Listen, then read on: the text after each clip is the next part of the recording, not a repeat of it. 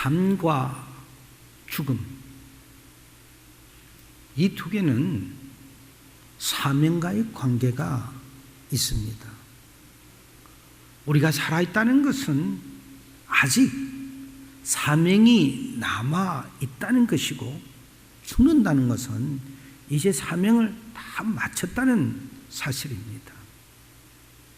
여러분이 너무나도 잘 알고 계시는 구약의 모세는 40년 동안은 왕궁에 살고 40년 동안은 광야에서 살고 80세가 돼서 호렙산에서 그 뜰기 나무로부터 불이 붙는 것을 보고 거기서부터 80세가 되었을 때 하나님의 소명을 받습니다.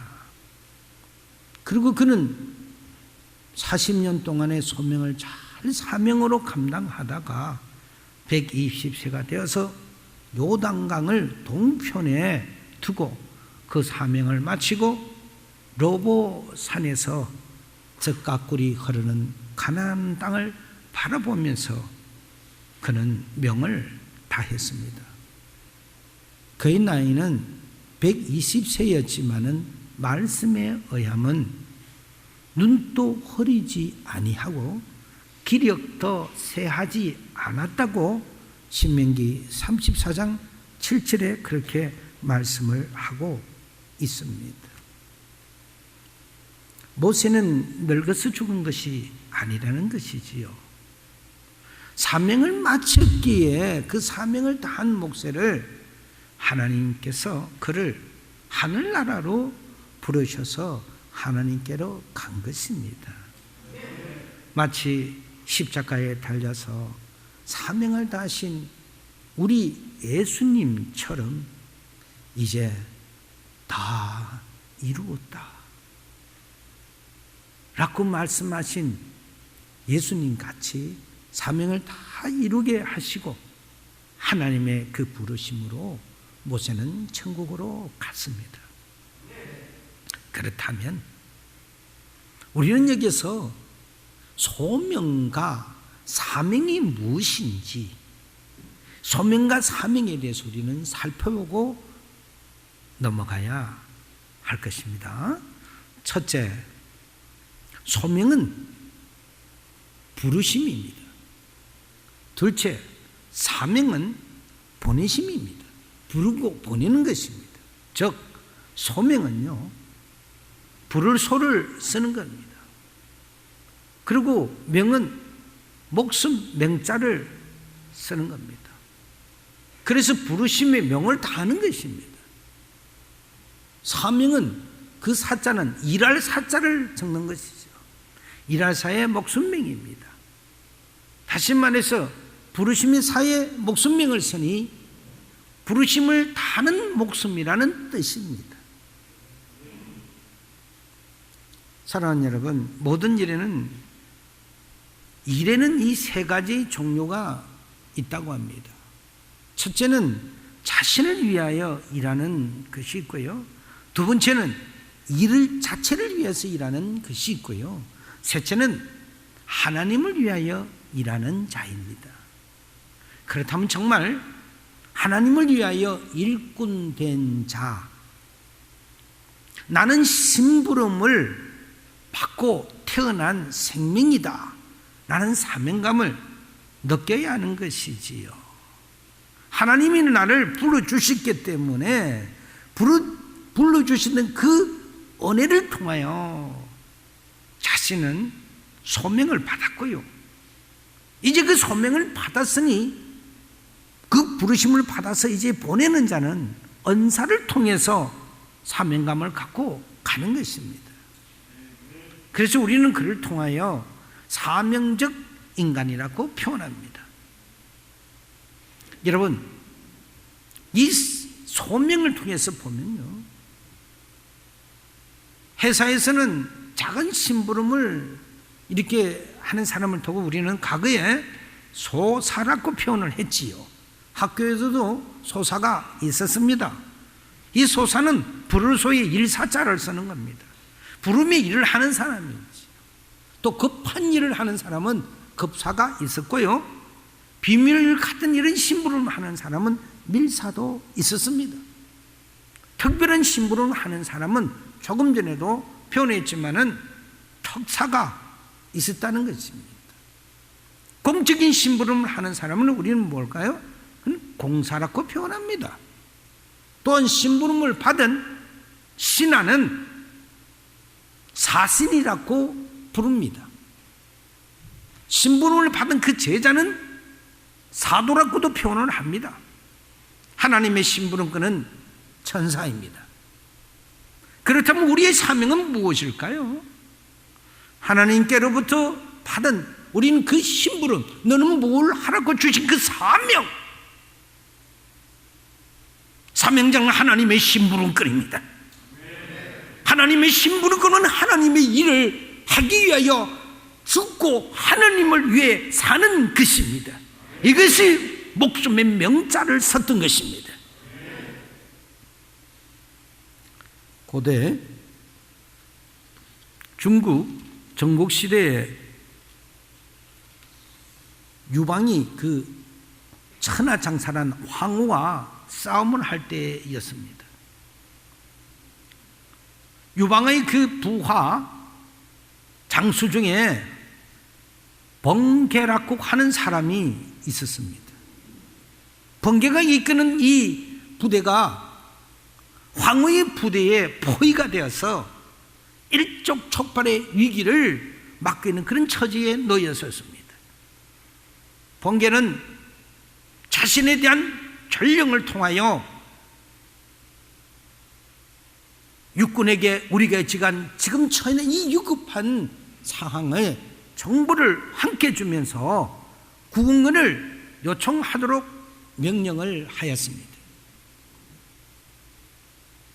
이제 명령을 받고 그 사명을 타러 가는 번개는 전령이 주는 그러한 어떤 방법으로 소임을 다하기 위해서 미친 광인으로 자신을 그 적들에게 속이기 위하여 만약에 적기파한테 자신이 발견되면 어떡할까 이렇게 생각을 하게 됩니다. 그래서 그 정보의 안전과 비밀을 보장하기 위하여 스스로 자기의 입속에다가 숯불 이 불덩어리를 입술에 집어넣었습니다. 그리고 그 자신이 그냥 벙어리가 되고 말았습니다. 전령은 그 임무의 사명을 완수하기 위하여 적진을 통과해야만 합니다. 얼마 가지 않아서 적에게 번개는 발각되게 됩니다. 체포되어서 아주 심한 신문을 받게 되는데 저기 보니까 자꾸 보니 이 사람은 벙어리요. 보니까 좀 이상해요. 그러니까 이 연기에 의해서 미친놈으로 오인하게 됩니다. 그리고 이 번개를 말도 못하고 미쳤으니까 저런 사람이 뭐 어떤 첩자겠느니 이렇게 생각하고 그냥 석방시켜줍니다. 번개는 마침내 적진을 통과하여 우군에게 가서 그 임무를 무사히 완수합니다. 이로 인하여 번개는 원군을 지원받게 되고 그 전투에서 아주 크게 승리를 이끌어서 열국을 통일을 시키는데 일익을 담당하게 됩니다. 이처럼 자기 자신의 소중한 혀를 불태워 가면서까지 그 부르심의 은혜에 감사하여 자신의 사명을 준 그 사명에 대한 그 사명을 감사하기 위한 그 자신의 혀를 벙어리로 만들며까지 저가 적진을 통하여 간다는 사실입니다. 사랑하는 여러분, 물론 유방과 황후장사가 싸우는 이 전쟁의 일각에서 번개가 나오는 그런 하나의 사태지만은 현대를 살아가는 우리는 어떠할까요? 하나님께서 우리를 통하여 지금도 사명을 주시고만 우리는 그 사명을 얼마나 우리는 감당하느냐는 것입니다. 저는 이 시간을 통해서 여러분들에게 심심한 고백의 말씀을 전할 수가 밖에 없는 그런 환경을 갖고 있습니다. 하나님 존전에 나와 기도하면 할수록 가슴이 찔려오고, 기도하면 할수록 뭔가 모르게 양심의 가책을 느끼고, 뭔가 모르게 저를 역습해오는 그 아픔, 그것이 무엇인지 알기는 하는데 정확성을 저는 알지를 못했습니다. 여러 가지의 줄 중에 있는 것 중에 어떤 줄인지를 자체를 못했지만은 기도를 하면 할수록 그 답은 역시 그거였구나, 역시 그거였어 하는 것을 찾을 수가 있었습니다. 그 사명은 좀 더 우리 이 하나님의 이 성전인 우리 교회를 담임 목사로서 좀 더 사명을 감당하지 못함에 대한 그 아픔이었던 사실을 발견할 수가 있었습니다. 하나님 죄송해요, 죄송해요. 그것도 한 분, 두 분이지. 하나님 이래서 죄송해요, 저래서 죄송해요. 그것도 한 분, 두 분이지. 해결할 자는 한 분밖에 없는 그 하나님이었다는 사실을, 하나님은 하나님이기시 하는 그 단상에 덩그러게 올려놓은 상태에서 자신이 뭔가를 하려고 한다면은 하나님은 하나님 되게 만들지 못한다는 사실을 발견했다는 것입니다. 주님을 주님 되게 만드는 것은 우리가 기도하고 주님을 믿고 그렇게 움직이고 그렇게 앞장설 때 기도의 내용이 우리를 이끌어가고 기도의 내용대로 역사가 펼쳐지기만 우리는 심히 말씀은 드리고 우리에게 있을 있는 이 오늘로서는 평온하는데 행동은 그렇지 못했다는 사실입니다. 거기서 오는 아픔이었습니다. 너무 죄송한 마음이었습니다.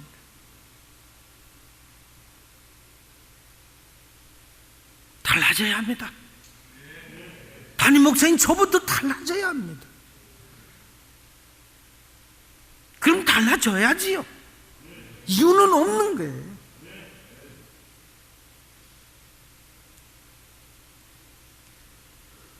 바울은 고린도 교회의 성도들을 향하여 말씀합니다.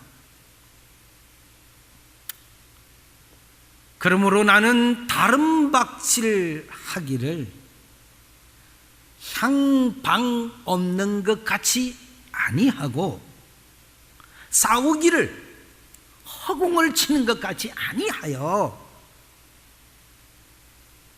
고린도 전서 9장 26절에서 말하고 있습니다. 향방 없는, 이 헬라어는요 아텔로스라는 말이고요, 이 뜻은 목표 없는, 불분명한 그런 뜻을 가지고 있습니다. 향방 없는. 달리기 선수들이 목표와 방향을 분명히 정하고 경기를 임하는 것을 비유로 삼아서 바울이 목표와 방향을 확고하고 분명하게 인식하면서 신앙생활을 해야 한다고 말을 하는 것입니다. 두 번째, 허공을 치는 것 같이, 허공을 치는 것 같이. 이 뜻은 바울은 자신의 그 영적인 싸움이 상대방이 없는 허공한 것이 아니라 분명한 대적이 있는 싸움이라는 이 사실을 염두에 두라는 것입니다. 이유 없는 것은 없습니다, 여러분. 신앙생활도 허공을 치는 것까지 하지 말하는 것입니다. 우리의 상대는 분명히 있다는 사실입니다. 왜 우리는 그 상대를 알면서도 그 상대를 대적하지 못하느냐는 것입니다. 대적해야 합니다. 방향을 알아야 합니다. 목표를 알아야 합니다. 목표 없이 경주자는 달리지 않습니다. 결승전의 정확한 목표를 두고 우리는 달려야 하는 것이지요. 신앙생활하는 우리가 어쩌면 목표 없는 사람같이, 어쩌면 신앙생활을 허공만 치는 사람들처럼 우리는 이렇게 하지 않는지요. 오늘 바울이 우리의 신앙을 이렇게 찌르고 있다는 사실입니다. 사랑하는 여러분, 우리는 여기서 주저앉을 수가 없습니다. 우리는 여기서 머물 수가 없습니다. 그렇다면 우리 그리스도인에 있어서 우리 뭔가 이것 하나는 가져야 되는데 이것은 무엇을 가져야 할까요? 바울이선 또 로마서로 넘어가 보니 로마서 14장 8절에서 이렇게 대답을 듣습니다.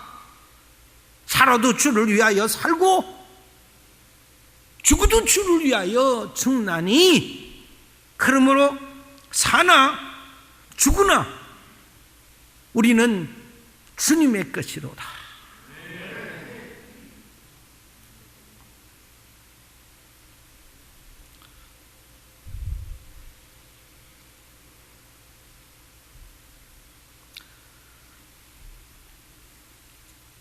우리는 주님의 것입니다.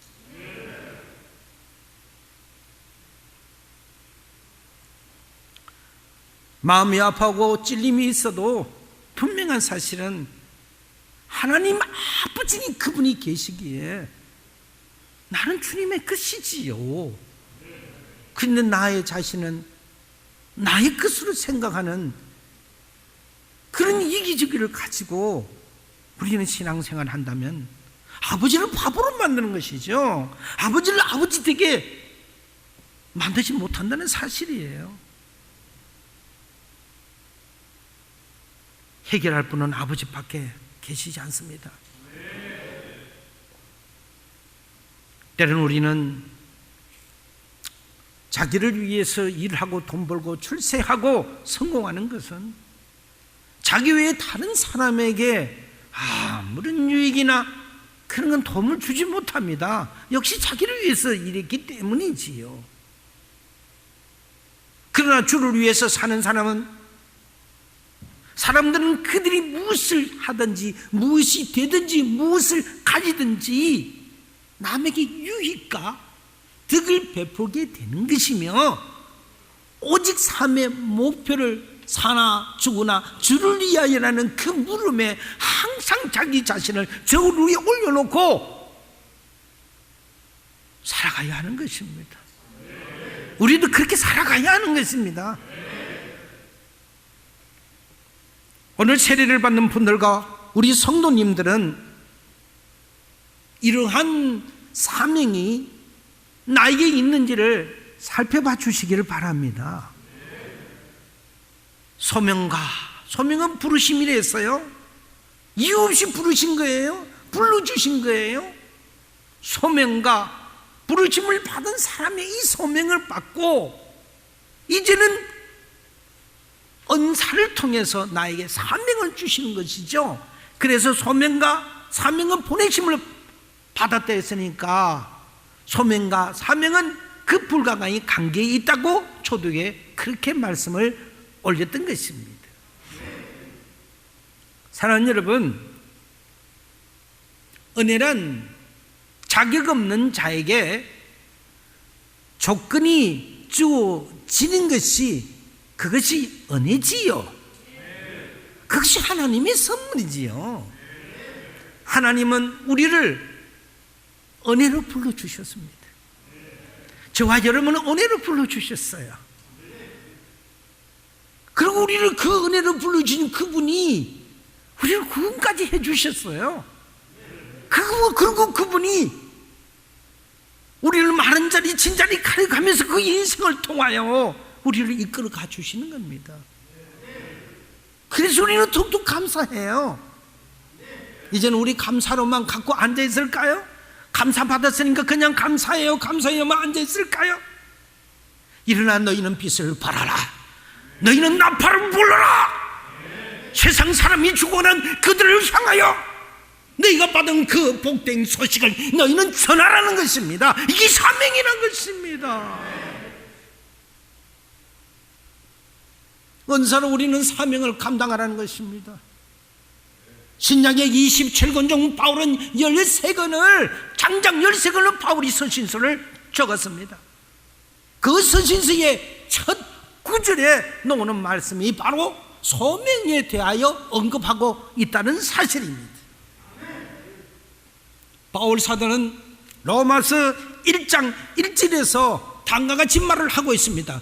예수 그리스도의 종 바울은 사도로 부르심을 받아 소명이지요, 하나님의 복음을 위하여 택정함을 입었으니 사명이라고 시작을 합니다. 로마서 1장 1절이에요.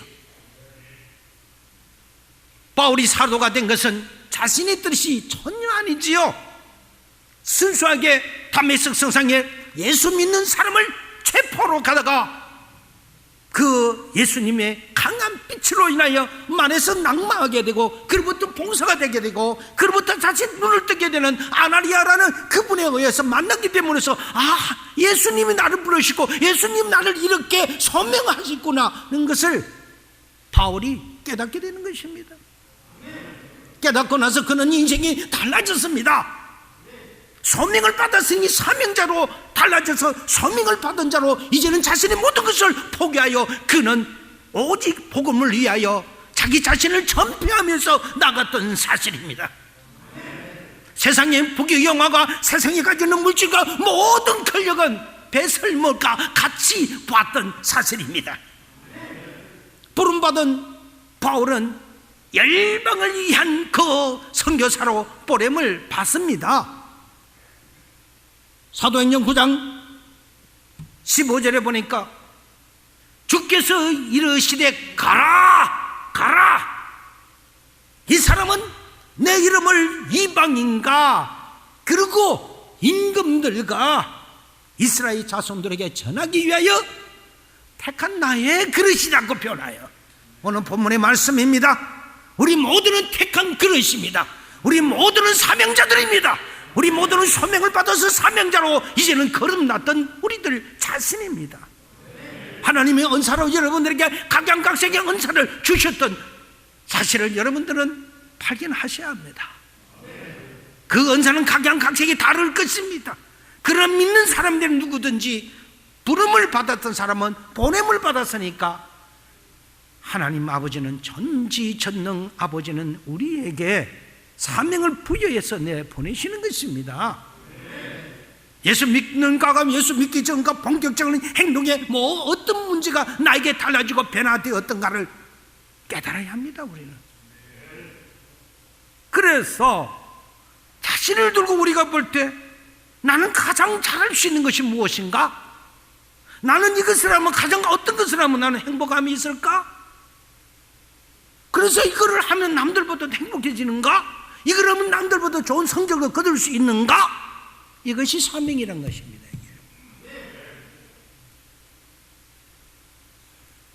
사도 바울은 자신에 대한 선교적인 그러한 사명감을 잘 알고, 사도 바울은 1차, 2차 선교 사명을 끝내고 3차 선교의 사명을 이루기 위하여 예루살렘으로 가는 중이었습니다.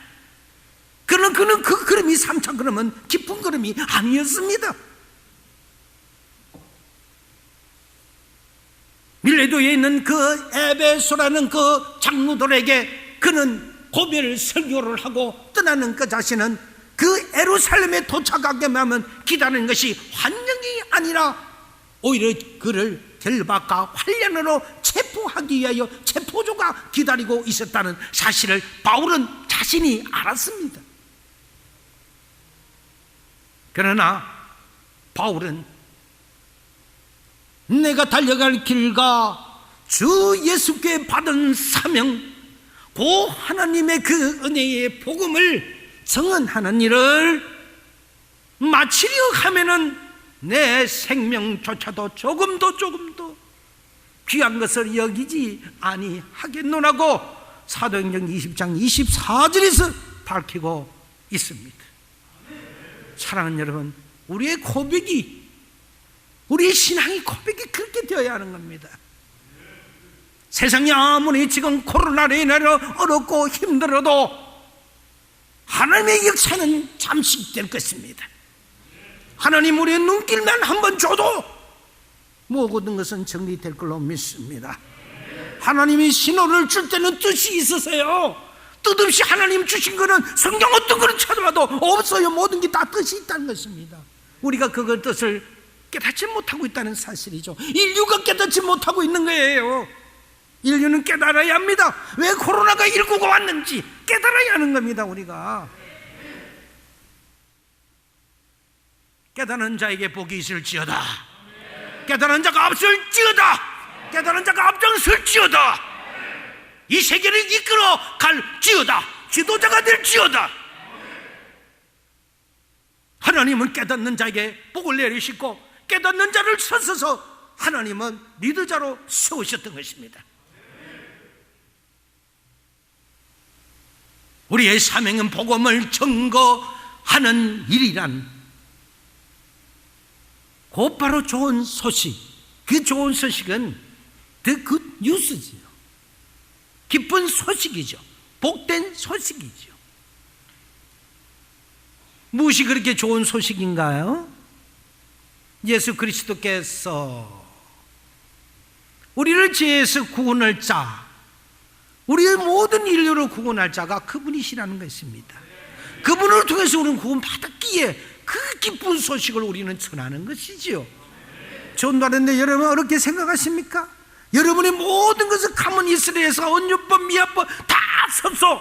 여러분 그들을 설득하려고 생각하지 마세요. 예수님은 예수님이세요. 내가 만났던 예수님, 내가 그리고 구원받았던 예수님, 그 예수님만 간단하게 증거하면 3분 안에 쾌우시켜버려요. 끝나요?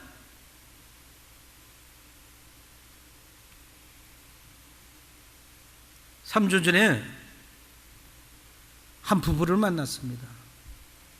남편은 미국에서 오랫동안 살다가 한국에 와서 미국 시민권자였고 뉴질랜드의 영주권을 가지고 왔다 갔다 하는 분이었고 인터내셔널로 통해서 로펌에서 일을 하는 정우 로펌이라는 고문으로 계셨던 분이셨습니다. 이름도 한국 이름을 쓰는 게 아니라 미국 이름을 썼고요. 아내 되시는 분은 비즈니스를 하는데 가장 선두에 서서 비즈니스를 하시는 그러한 분이셨어요. 만나서 디아라라는 가정에 저는 비즈니스는 하지만은 목사에게 당연히 기도하고 시작하고 그리고 하나님의 말씀을 잠깐 증거했는데요. 한 10분 얘기했는가? 제가 바라보는 중에서는 오른쪽에 계신 분이 앉은 분이 아내 되셨는데 주 목적은 아내와 비즈니스를 하는 일이었는데 남편께서 같이 오신 거예요. 그런데 이분이서 대화를 하는데 어디서 빠졌든지 눈물 하염없이 흘리는 거예요. 제가 민망하게 정도로 그런 거예요. 대화가 안 돼. 물론 기도하고 나갔습니다. 물론 준비 기도도 있을 거예요. 그래서 제가 전했습니다. 하나님이 정말 자매님을 사랑하시는 것 같아요. 대상을 두고 기도하니 가슴이 뭔가 엉어리가 차 있으면서 막 메어지어 가는 그런 어떤 느낌에서 그 상대를 위해서 기도하니까 얼마나 그렇게 눈물이 나는지 이유 없는 눈물을 하염없이 흐르게 만드는 거예요. 여러분 그런 거 많이 경험하셨지 않습니까? 중보할 때 그런 분 중에 한 분이셨어요. 그러나 제 가슴에 있는 감정을 그 상대한테 다 표현할 수가 없었습니다. 그러나 짤막하게 그렇게 이야기하시면서 제가 하나님이 당신을 위하여 계획하시는 것이 있으시는 것 같아요. 근데 그 일을 곧 출발하셔야 될 것 같다고. 나는 뭔가는 잘 모르지만은 계획하는 게 있으면 그 계획하는 대로 기도하시고 출발하시기 좋을 것 같다고. 그렇게 얘기하고 남편과만 계속 얘기를 하고 한 1시간 반 정도 만남을 있고 헤어졌습니다. 어제 저녁이었습니다. 저한테 뜻하지 않은 문자가 왔습니다. 보니까 목사님 정말 고백할 게 있어요. 9년 동안 교회를 가지 않는 교회를, 목사님을 만나고 지난주에 교회를 갔었고,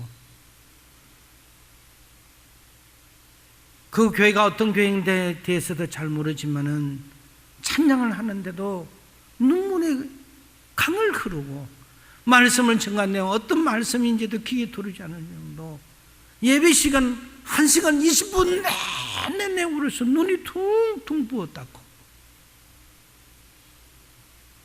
목사님의 말씀하신 그 하나님 제게 있을까요?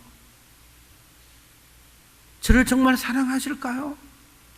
9년 동안 하나님을 버렸던 저를 용서하실까요?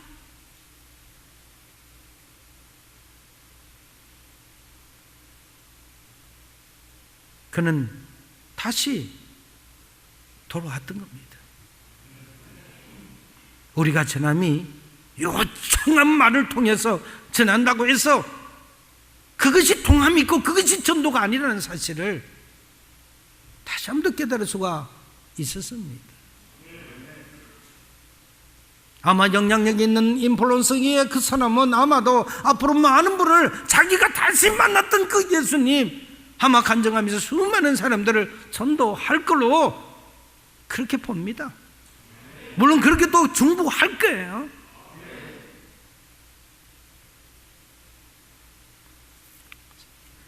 사랑하는 여러분, 사복음서에 보니, 물론 이 사복음서는 마태, 마가, 누가, 요한이죠. 이건 우리 같이 서로 한 70%를 공감한다고 해서 공감복음이라고 말을 합니다. 사복음서의 전체를 보면 그냥 예수님을 예수님이란 단어가 나오고요. 또 사도행전과 이 서신서 쪽으로 가보면요, 그 이후에는 예수님을 그리스도라고는 표현하는 단어가 나옵니다. 예수의 부활을 기점으로 해서 용어가 바뀌었다는 사실을 알게 되는 것이죠. 사복음서까지는 예수님이 살아계셨고요, 사복음서가 끝날 때는 예수님이 십자가에 대해서 다 이루었다 하고 끝마치고 다물어 넘어가는 거예요. 그때부터는 이름이 바뀌는 거죠. 예수라는 표현보다는 그리스도라는 표현이 더 많이 나온다는 사실입니다. 예수라는 이름은 겸손과 고난의 그 인생에 초점이 맞춰져 있고요, 그리스도는 부활, 영광, 그런 신성에 대한 초점이 맞춰져 있는 것을 발견합니다. 다시 말해서 예수 그리스도는 인간을 그 죄에 대하여 자신이 십자가에 자신을 철저히 못 박고 죄와 사망의 그 군세를 깨뜨리고 무덤에서 부활하시고 성천하여 주셔서 다시 오겠다고 말씀하신 그 예수님이 바로 우리에게 그리스도이십니다. 할렐루야. 말씀의 결론을 맺습니다. 바울은 은혜의 복음을 증거하기 위해 생명도 불사하겠다고 했습니다.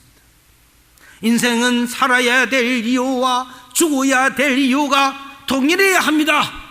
그렇지 않으면 죽음 앞에 섰을 때 우리는 변명을 하게 되고 우리는 비겁자가 됩니다. 여러분, 어떤 잘못을 저질러서 그 잘못을 추궁하기 위해 누구 앞에 서면요, 누구는 자신은 그렇지 않다고 그러고 삭발쁨을 하고 상대를 위해서 지적을 하는 사람이 많습니다. 학창시절 때 같이 싸워놓고 선생님 앞에 가면 자신은 때리지도 않고 싸우지도 안 했다고 그러고 친구가 그랬다고 다 이렇게 이야기하는 모습. 물론 성인이 되는 상황이 바뀌겠지만은 살아야 될 목적과 죽어야 될 목적을 모르기 때문에 변명을 일삼는 것이지요. 아무리 세상에 살아가면서 너와 나 사이는 우리는 같이 동지라고 이렇게 표현하고 같은 동지감을 느끼며 이렇게 서로가 교감을 가졌지만은 자기 자신 앞에 얼음이 놓여 있을 때는 어디 갔는지는 알지 못하고 자기는 변댕이 속까지 싹 빠지고 모든 활사는 상대한테 돌리는 이런 수많은 경운을 당하지 않았습니까? 목적이 없어서 그렇습니다. 살아야 될 목적과 죽어야 될 분명한 목표가 다르기 때문에 그들은 시시각각 바뀌어지는 겁니다. 그래서 비겁자가 되는 겁니다. 자기 자신에 대해서 살았던 삶에 대하여 후회하게 되는 겁니다. 그들은. 바울은 그래서 이렇게 고백합니다. 우리 중에 누구든지 자기를 위하여 사는 자가 없고 자기를 위하여 죽는 자도 없고 우리도 죽어도 주를 위하여 살아도 주를 위하여 죽나니 그러므로 사나 죽으나 우리가 다 주의 것이다. 주의 것이다. 로마서 14장 7절 8절에서 말씀하고 있습니다. 바울은 이렇게 고백하면서 고린도전서 10장 31절에 와서 바울은 이렇게 말씀하고 있습니다. 그런즉 너희가 먹든지 마시든지 무엇을 하든지 다 하나님의 영광을 위하여 하라. 사랑하는 성도 여러분, 인생은 삶과 죽음의 협주곡이고 죽음은 삶이 끝이 아니라 어쩌면 완성이자 또 다른 시작에 불과합니다. 자, 이제 우리를 살려주신, 우리를 구원해 주신 주 예수 그리스도의 이 기쁜 소식을 우리는 전하기 위하여 그 비밀을 알고 사명의 비밀을 깨닫으니 우리는 복음을 전하여 이제 죽어가는 영혼을 살리게 하여 우리는 세상으로 나갑시다. 할렐루야.